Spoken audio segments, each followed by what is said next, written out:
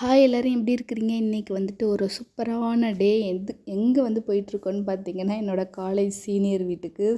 Actually அவங்க senior மாதிரி கிடையாது, எனக்கு ஒரு ஓன் சிஸ்டர் மாதிரி தான். கிட்டத்தட்ட எங்களோட ஃப்ரெண்ட்ஷிப் வந்து ஸ்டார்ட் ஆகி 14th இயர் நடந்துகிட்ருக்குது. ஸோ இது லைஃப் லாங் கண்டினியூ ஆகணும்னு சொல்லிட்டு ப்ரே பண்ணிக்கிறேன்.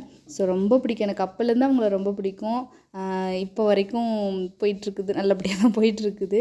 ஸோ இதுக்கு இடையில வந்து என்ன ஆயிடுச்சுன்னா, அவங்க என்னோடய நம்பர் வந்து மிஸ் பண்ணிட்டாங்க. நான் யூடியூப் சேனல் ஆரம்பித்தது அவங்களுக்கு தெரியாது. பிள்ளைங்கள்லாம் வந்து பார்த்துட்ருப்பாங்க போல், அவங்க வந்து நம்மளுக்கு வந்து சப்ஸ்கிரைப் பண்ணி வச்சுருப்பாங்க போல். அவங்க மூலமாக தான் அக்கா வந்து பார்த்துட்டு அதுக்கப்புறம் கால் பண்ணி பேசி ஆரம்பித்து போயிட்டுருந்துச்சு.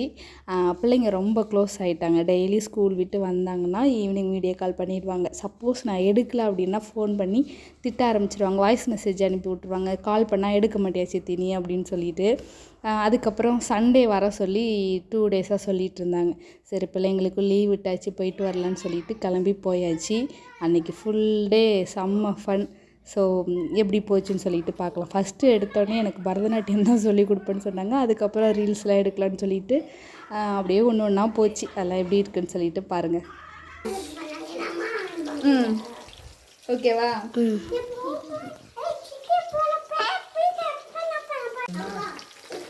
எட்டப்போம்மா மேலே போட்டு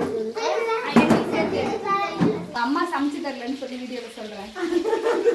என்னை வீட்டுக்கு வர சொல்லிட்டு எனக்கு சமைச்சு கொடுக்கல. நானே அது எல்லாத்தையும் காரணம் நீ தான். சிக்கன் பிரியாணி செஞ்சு வைக்கிறேன்னு சொன்னில, நீ மீன் எடுத்த எடுத்தாச்சு. இன்னைக்கு நான் ரசியமத்தி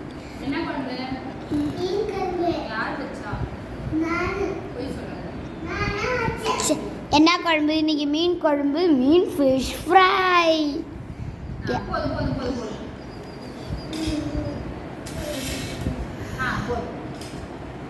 இன்னொரு மீன் எடுத்து வைங்க.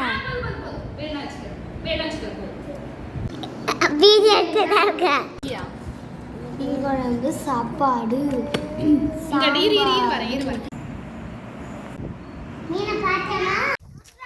இந்த காய் சரிதா?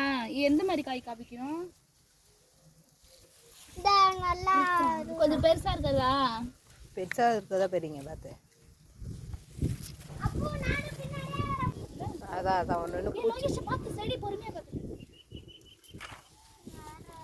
கை முள்ளு குத்திரும். அந்த கத்திரிக்காய் பெரிய பெரிய பச்சை கத்திரிக்காய் இருக்கு பாரு பாப்பா. அது பெரிய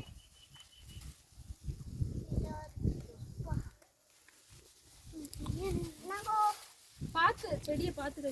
அதில் காய் இருக்கு ஒரு பெரிய காய் பச்சை.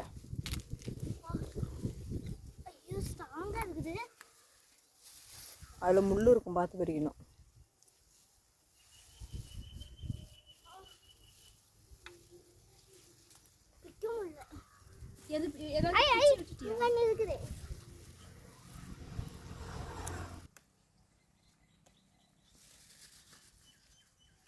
உங்களுக்கு காய் பெருசிக்காய் இருக்கட்டும், வேணா ப்ரோ. அதில்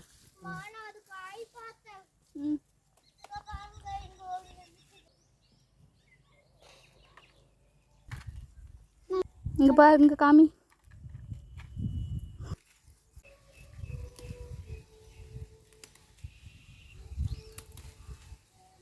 ஓகே.